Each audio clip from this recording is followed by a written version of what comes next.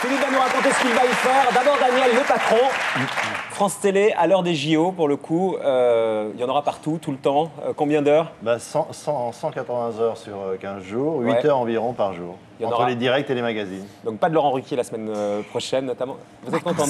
Ah, vacances, il n'est pas Ruquier content. Je me dis, c'est génial, elle aime le sport. À la place de Laurent Ruquier, il y aura un jour à Turin qui sera un résumé chaque jour de l'ensemble des épreuves. Alors, il se trouve que quand on a un peu protesté le dossier, on s'aperçoit que les JO de Turin, de l'autre côté, ça fait quand même pas un gros tabac. Les places ne se vendent pas.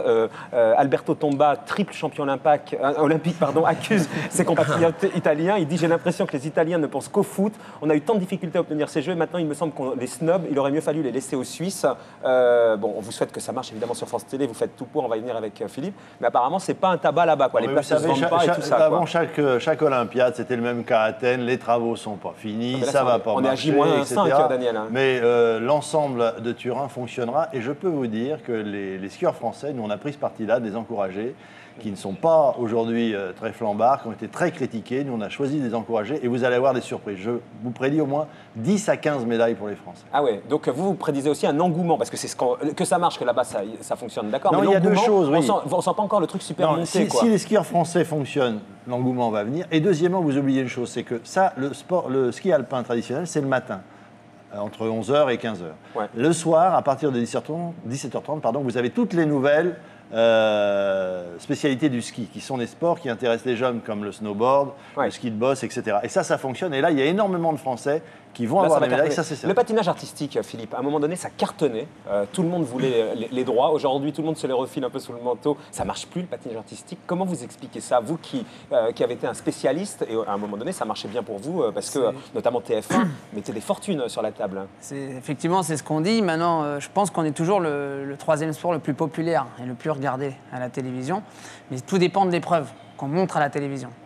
Il est évident que quand on montre 5 compétitions dans l'année sur une chaîne de télévision, on a l'impression de voir toujours la même compétition parce que les programmes ne changent pas et les meilleurs ne changent pas non plus. Ouais. Alors qu'un tournoi de tennis, vous n'avez jamais le même match de finale. On a l'impression de voir toujours la même chose en boucle, comme des rediffs, quoi, grosso modo. Ça, c'est vrai que c'est très chiant parce qu'on n'a pas de diversité dans les programmes et à un moment donné, les gens, ils zappent. Par contre, sur le gala, là, ça fait des cartons. Non, mais où Philippe est très modeste, c'est que l'époque où ça marchait très très très bien, il y avait Surya Bonali chez les femmes et Philippe Candeloro chez les hommes. Et aujourd'hui, il n'y a pas de remplaçant. Brian Joubert, par exemple? Il a le potentiel de faire des médailles. Aujourd'hui, c'est vrai que c'est la personne qui vient prendre un petit peu ma place et qui a cette lourde tâche parce que faire des médailles olympiques, c'est pas si facile. Ouais.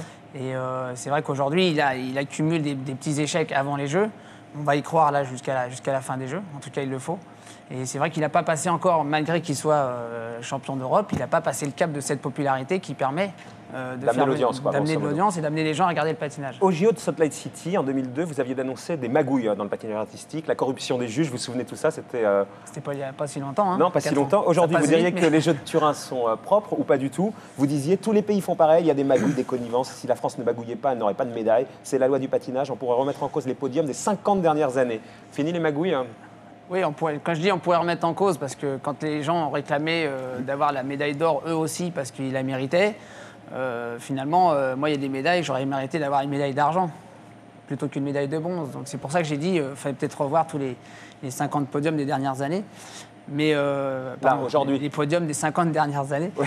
Et aujourd'hui, en fait, ce qui se passe dans le patinage, c'est qu'il y a un nouveau système de jugement.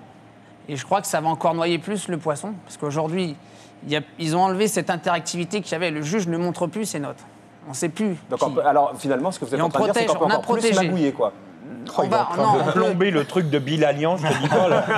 Daniel dit, j'ai un consultant qui taille le sport qui va devoir marcher sous la table. Je vais tout rétablir, regardez. Ah bon, faites un salto arrière. Ce qui se passe aujourd'hui, c'est qu'il y aura moins de connivence.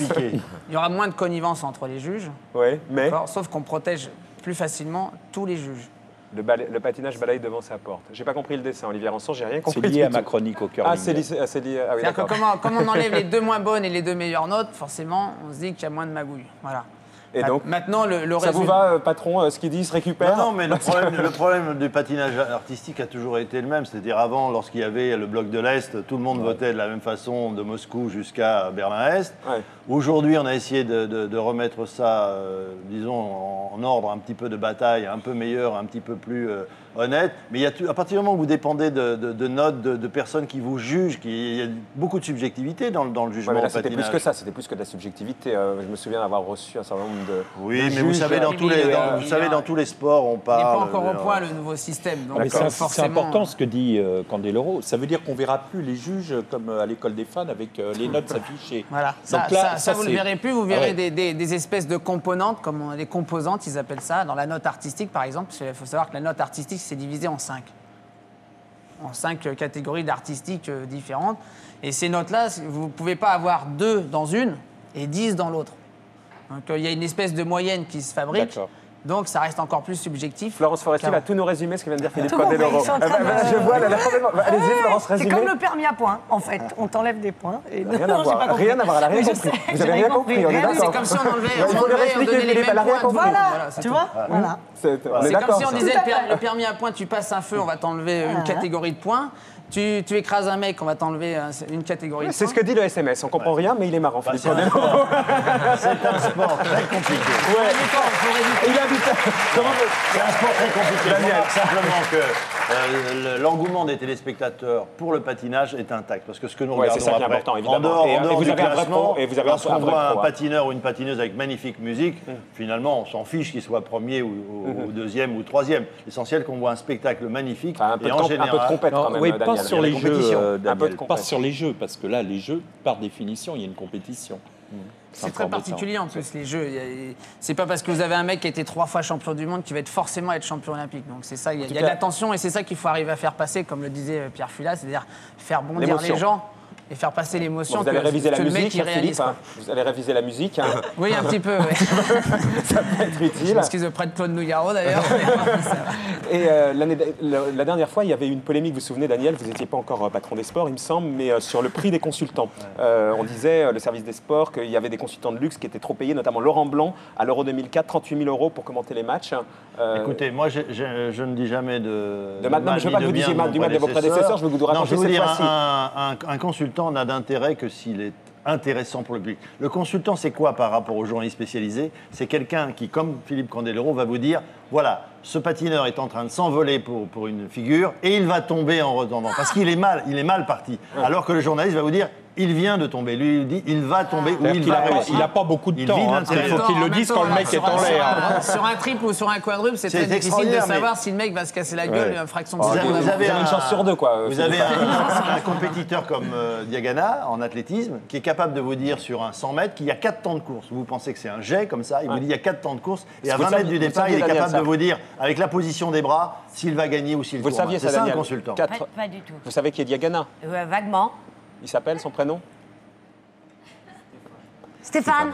Bien joué, Daniel, bravo. Continuez à caresser votre chien, il n'y a pas de problème. Là où Philippe, là où je peux être un petit peu plus performant, en fait, c'est sur le regard et la préparation psychologique des patineurs qui vont monter en piste. C'est plus là-dessus, je dirais, que je D'accord. peux anticiper une mauvaise performance d'un athlète ou une bonne performance. Parce que sur le vif du sujet, quand le gars s'élance pour faire un triple, Non, mais ça joue à trop peu. terminer, trop peu. Ce qui est intéressant chez Philippe, c'est qu'il le vit. Ce qui compte pour nous, une qu'on est- télévision et que- comme la nôtre. et que les qui- Français sont attachés à lui. Voilà, on vit, on y met tout notre amour du sport et on ne discute pas, on barguine pas, on y va. Et Philippe, c'est ça.